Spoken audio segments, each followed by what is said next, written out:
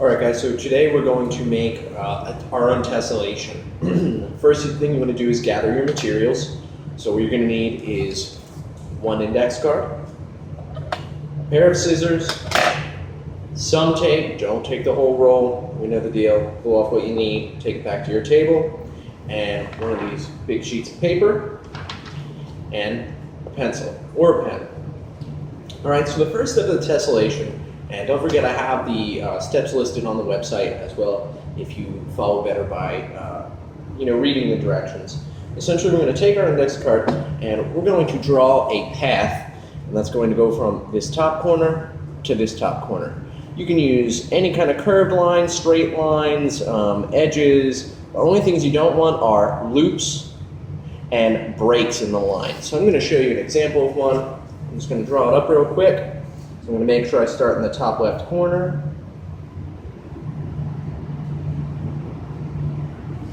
And end in the top right corner. Okay, so as you can see there, I went from corner to corner and it connects there.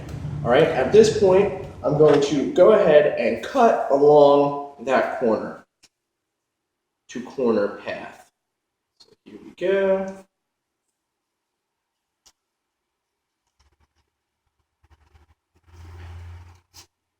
It doesn't have to be perfect, but you want to get as close to your sketch as you can. Obviously, it's a little tougher with scissors and rounded objects like the splines I drew. But when it's done, we should have two pieces. We'll have our main piece, we'll have the piece that we cut off. Now, this is where it's really important. You want to mark which side is the front. Okay, so it's really important to notice how these go together so we don't get confused. All right, so I see that I cut this piece off the top here. If this is the front and this is the front, I want to then mark those. So I'm going to put X for front. All right, so I've marked my pieces. What I'm going to do now is I'm going to take this top piece that I cut off, and I'm going to line it up with the index card's bottom and tape it in place. So I know I got it facing the right way. I'm now going to take it, flip it back over, and we're going to tape it together. I'm going to pull off some tape here.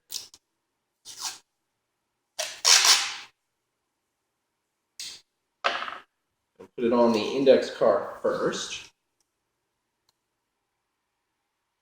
That way I can pick it up like that. And I'm just going to make sure my edges are lined up when I tape these together.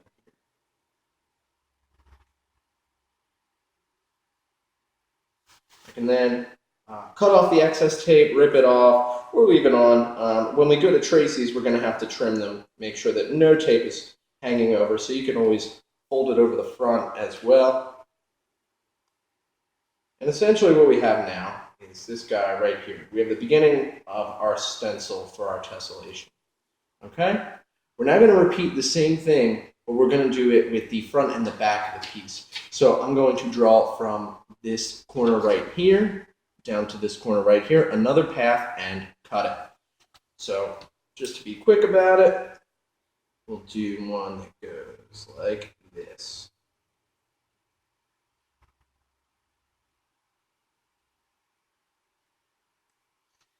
And so I've drawn that path now on there from the corner to the corner. Hopefully you can see that. All right, and I'm going to cut that out as well.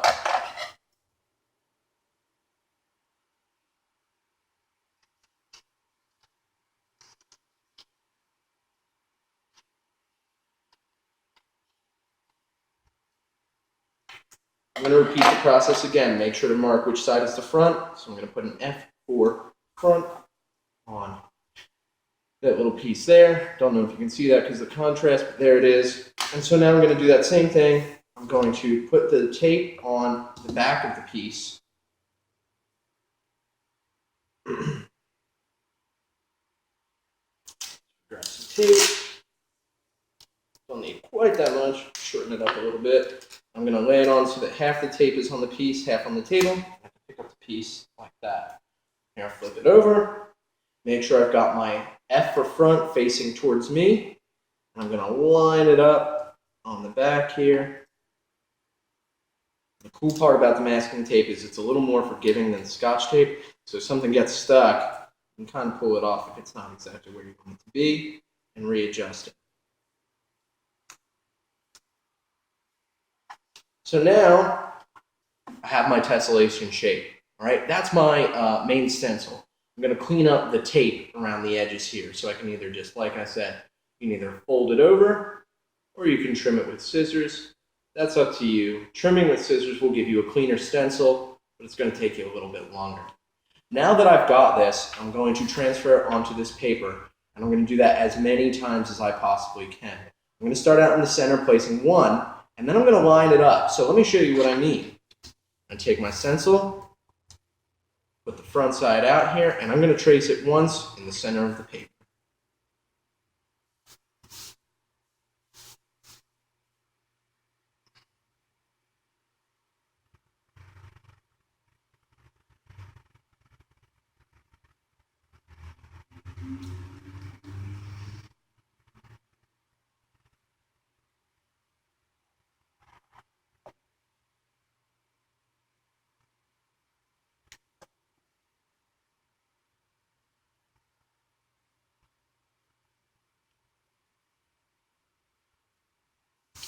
Alright, so now I've sketched onto my paper there that outline. What I want to do now, though, is when I go to draw my next one, I want to make sure that it's lining up. So when I go to do this, I want to put one in front of this that lines up perfectly and trace again. And I want to put one above that lines up perfectly and trace again. And one that lines up perfectly below it and trace again. And one that lines up with it in the back and trace again. And basically, I just want to make sure that this paper is completely filled with my pattern, and then I can go back in on my lines and really round them out, sharpen them up, make sure our edges are all neat, and start coloring it in. Now, if you really put some planning into it, you can make a very specific shape that you can turn into something. I don't know what you would call this. I can't really make an animal out of it. But if you put a little bit of thought into it, you might be able to turn it into something really cool, or you can just go for abstract pieces like mine. Hopefully this helps you guys out, and don't forget I am here, and the steps are on the website as well, so if you get stuck, don't be afraid to ask for help.